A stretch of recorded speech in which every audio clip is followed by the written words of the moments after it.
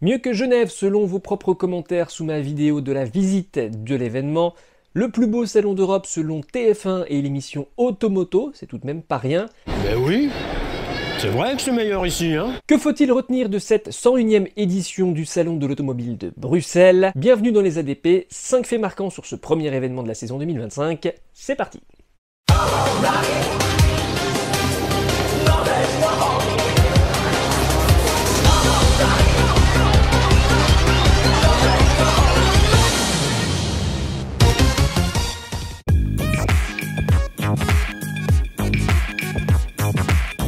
Pour ce premier fait marquant, on va évidemment parler de la plutôt bonne santé du Salon de Bruxelles après quelques années de vaches maigres avec de moins en moins de constructeurs et de moins en moins d'intérêt du public. Cette année, les constructeurs sont de retour en masse au Heysel et ça amène aussi le retour du public et ça c'est plutôt une bonne chose. Comme dirait Renaud Roubaudy de la chaîne POA, la bagnole n'est pas morte et ça fait plaisir. Mais...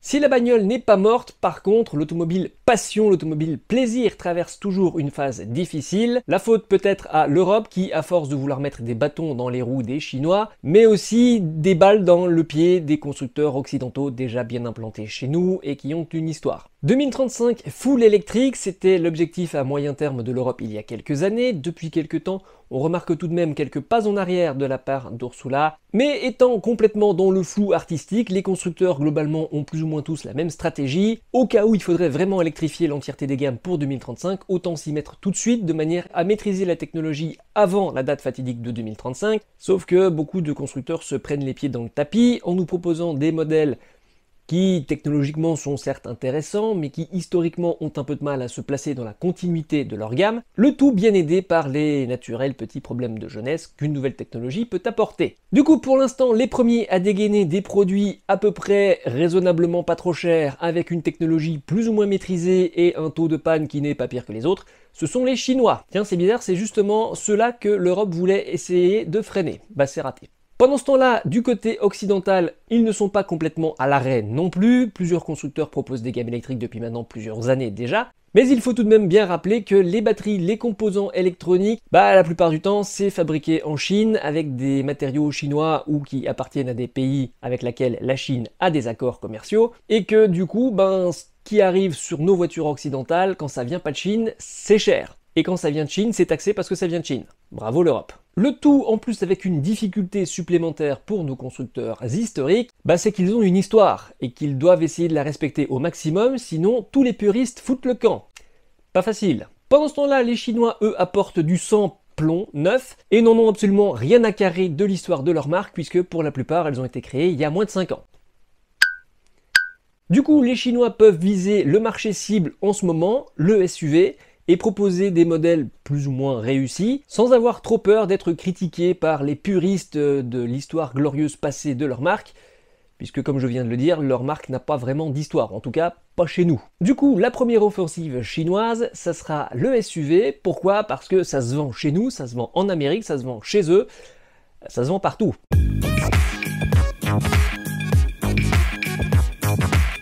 Néanmoins, les Chinois ne font pas que du SUV car ils ont bien compris qu'il y a d'autres marchés qui peuvent être intéressants, en particulier des marchés peut-être abandonnés par les marques historiques. En effet, si le SUV est souvent le cœur de marché initial des constructeurs chinois qui arrivent chez nous, ils n'ont pas oublié que d'autres marchés sont importants, à commencer par leur marché national à eux, et en Chine, ce qui se vend, c'est de la berline tricorps. Et pour l'instant, à part le premium allemand, il n'y a plus grand monde sur ce segment.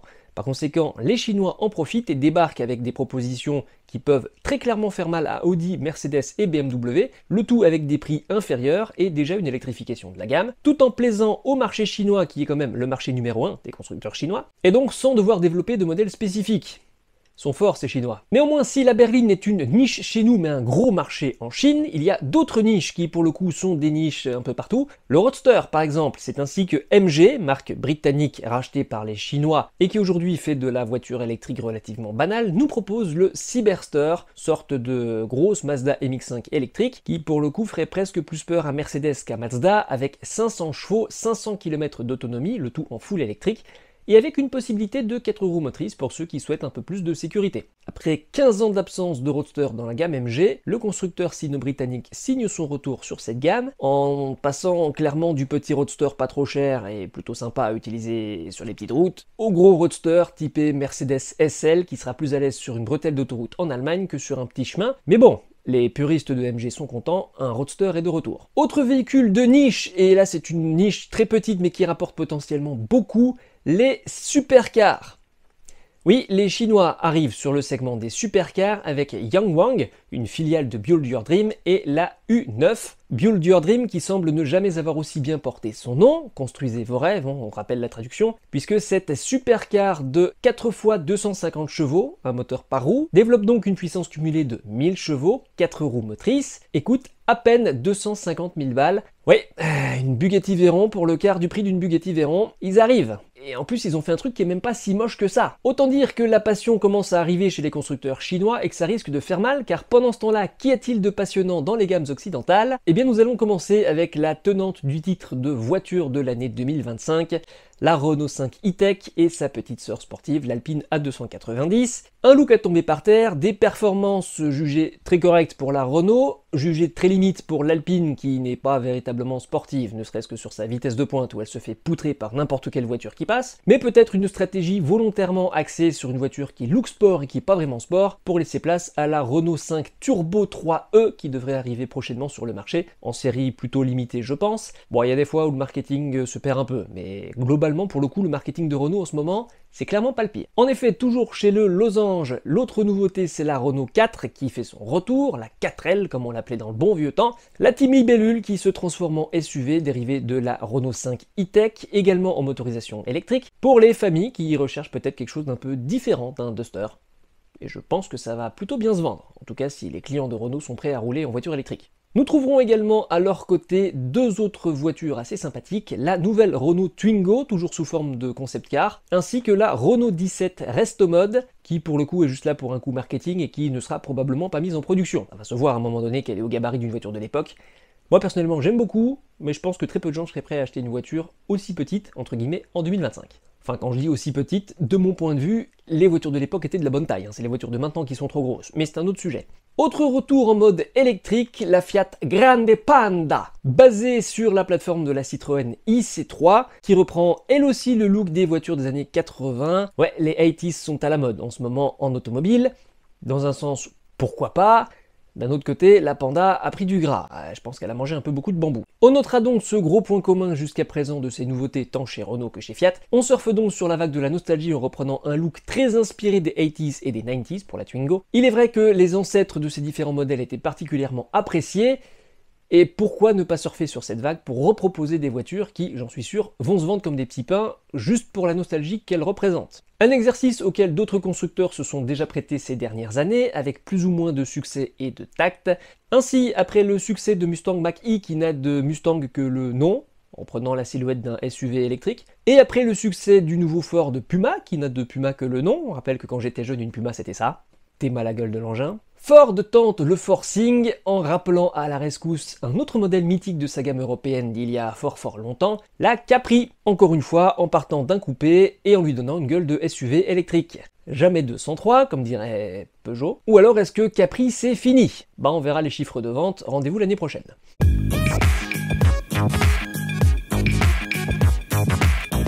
Le salon de l'auto de Bruxelles, c'est avant tout un salon de la mobilité, et qui dit mobilité dit évidemment automobile, c'est quand même un peu le sujet principal de ma chaîne, mais pas que. Ainsi, nous retrouvons comme chaque année sur différents stands des bicyclettes, en particulier chez Skoda, sponsor officiel du Tour de France, des quadricycles à moteur, souvent appelés voitures sans permis, comme la Microlino ou la Citroën Ami, ou la Fiat Topolino, cousine italienne de la Citroën, mais aussi ça. La voiture taxi autonome vue par Tesla, nommée Cybercab, cab pour cabille, donc c'est taxi new-yorkais, jaune la plupart du temps, ou encore ceci, un quadricoptère. Le but de la manœuvre, probablement en finir avec les bouchons dans les grandes agglomérations. Premier vol prévu cette année 2025 sur le territoire chinois, qui pour l'instant est le seul à pouvoir peut-être autoriser le vol de ce truc bizarroïde. La question est-ce que Xpeng, le constructeur de ce quadricoptère, parviendra à l'homologuer, dans un premier temps en Chine, Et puis pourquoi pas, est-ce que ça arrivera jusqu'à une homologation chez nous?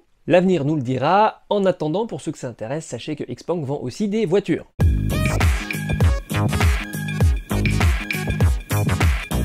À ce sujet, est-ce que vous vendez toujours des voitures? Tout le monde se pose la question, jusqu'à Elon Musk, qui n'a pas hésité à le mettre en public sur X.com. Alors que le Cybercab accompagne le Cybermachin sur le stand de Tesla, aucune trace des marques du groupe Geely, dont fait partie l'ensemble Jaguar Land Rover, dont on ne sait toujours pas s'ils vendent toujours des voitures, mais également Lynk & Co, Polestar ou Volvo, ainsi que Lotus. Là où c'est plus surprenant, c'est que ces différents constructeurs étaient présents il y a 2 ans pour la 100e édition du Salon de Bruxelles. Cette année, pas là. Les autres absents étant Aston Martin, Alpina, Caterham, Donkervoort, Ferrari et Maserati, KTM, McLaren, Morgan, Rolls-Royce et, plus surprenant, Nissan. Ça va pas fort chez Nissan en ce moment. Entre un manque de nouveautés et des situations financières parfois pas toujours évidentes, certains constructeurs ont pris le choix de ne pas venir pour ne pas dilapider le peu de sous qu'il leur restait, alors que d'autres constructeurs ont tout simplement envie de ne plus faire de salon et de se concentrer sur d'autres moyens de vente, comme par exemple le tout par Internet. Là où c'est surprenant, c'est que Tesla, qui a instauré cette mode il y a quelques années maintenant, est présent sur tous les salons du monde, alors que Volvo, qui initialement était sur tous les salons, ne vient plus. Ouais, bon, comme dirait l'autre, qu'on parle de toi en bien ou en mal, on parle de toi, donc tu existes. Là, s'ils viennent pas, on risque de plus trop parler d'eux. Ça sent pas bon. On notera tout de même la présence de certains modèles de ces marques sur les stands des expositions Dreamcar, le fameux Supercar Tour. On notera également la présence d'une Maserati, une 6CM de 1937 sur le stand de Autoworld. Je rappelle qu'en ce moment, chez Autoworld, il y a une exposition Maserati qui est en cours. C'était donc l'occasion de voir une voiture du constructeur au Trident. Pas la plus récente, pour le coup, par contre. Au final, que retenir de ce salon? Les Chinois arrivent en force, les constructeurs occidentaux sont plus ou moins en difficulté, même si certains se portent mieux que d'autres, et l'automobile passion est aussi un peu dans le creux de la vague, à moins que vous soyez multimillionnaire et que vous puissiez vous acheter une Lamborghini, une Rolls, une Bugatti. Je pense que c'est pas le cas de la plupart d'entre nous, qui avons déjà du mal à nous acheter une simple Renault 5, parce que 35 000 € la voiture électrique citadine, je voudrais pas dire, mais quand j'étais gamin, 35 000 €, t'avais une BM série 5, quoi. Pas une M5, mais une série 5, quand même. Là, t'as même plus une série 1, ça pique un peu, quand même, l'inflation. Donc, à un moment donné, il faudrait peut-être penser, quand même, à faire des voitures au juste prix. Ou au big deal, je sais pas, Vincent Lagaffe est de retour sur RMC, faut s'inspirer, merde, faites des trucs à l'ancienne. C'est bien de faire des trucs à l'ancienne, en mode, ouais, là, le design d'une ancienne voiture modernisée et tout. Il faudra avoir le prix aussi pour qu'on puisse les acheter derrière, parce que la voiture d'occasion a encore de beaux jours devant elle.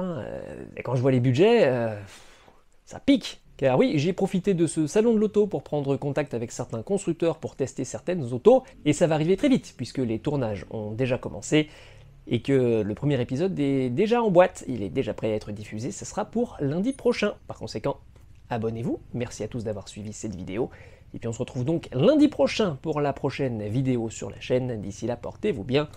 Ciao!